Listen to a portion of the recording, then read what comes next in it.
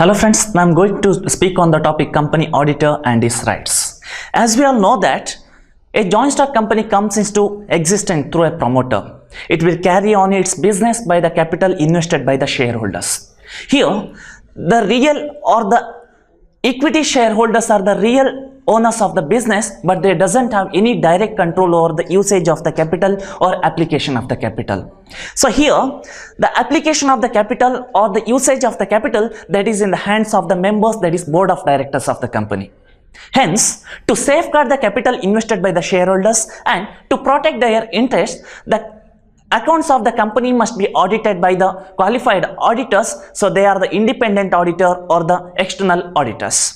Every company, either private limited company or public limited company, they must audit their account. The person who are undertaking the process of auditing the books of accounts, record and vouchers, so they must prepare the audit report and submit it to the shareholders in the annual general meeting. Now, who is an auditor? There is no clear-cut definition for the auditors in the Companies Act, but one can define that an auditor as a qualified chartered accountant appointed for the purpose of examining the books of accounts of a joint stock company. Now, let us discuss about the rights of an auditor. For the success of an auditor, the auditors are given with the ample of rights, powers, for the examining the books of accounts, vouchers and other records. Now I will explain some important rights of an auditor. So in that first right to access the books of accounts. The auditors are given with the special right to access the books of accounts, vouchers and other records for the purpose of examining, so whether it is kept in the branch office or head office. Even he can give the surprise visit to any branches or head office. But generally, so they will give the information to the board of directors before giving their presence in the head office or branch office. The second right to access the cost records. The auditors has the right to access the cost records for the purpose of examining, along with the quantitative records like record of production, records of sales, records of stocks, etc. Then, right to obtain the explanations and informations. The auditor has the full right to obtain the informations and explanation from the board of directors and other officials about the verification of the books of accounts and other needy informations. Then next right to refuse to start the verification of the books. Here the auditors are no need to start the verification of the books until the management submits all the books of records, vouchers and books of accounts. Then next right to correct the wrong statement.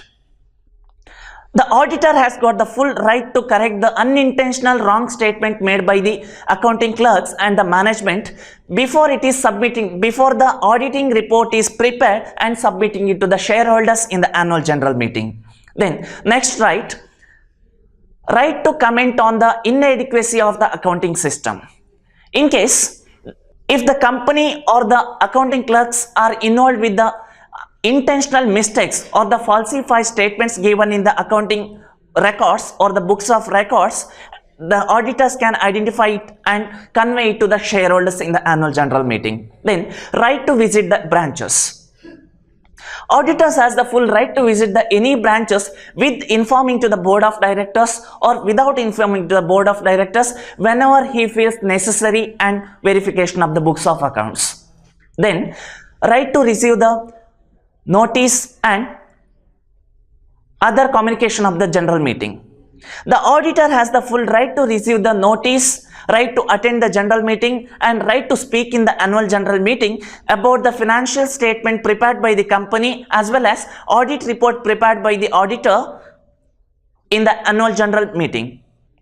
Right to make the representation and right to speak in the annual general meeting in case if he is asked to vacate the office.